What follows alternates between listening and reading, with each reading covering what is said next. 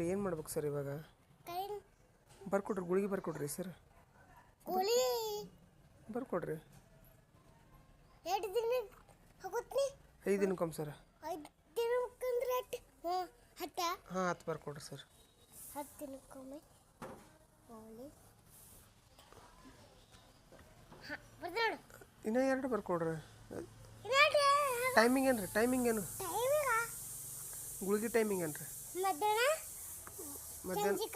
ಸಂಜಿಕ ಮತ್ತು ರಾತ್ರಿ. ಎಷ್ಟು ನುಂಗ್ಬೇಕ್ರಿ? ಎಷ್ಟು? ಇಲ್ಲ, ಮುಂಜಾನೆ ರಾತ್ರಿಗೆ ಸಂಜಿಕೆ ಬಂದ ಇಟ್ಟು ಬಂದು ಸರಿ. ಹಾಂ ಬರೀದ್ರಿ ನಿಮ್ಮ ಮತ್ತು ಸಂಜಿಕೆ ಮಧ್ಯಾಹ್ನ ಬೆಳಗ್ಗೆ ಸಂಜೆ. Okay, thank you so much.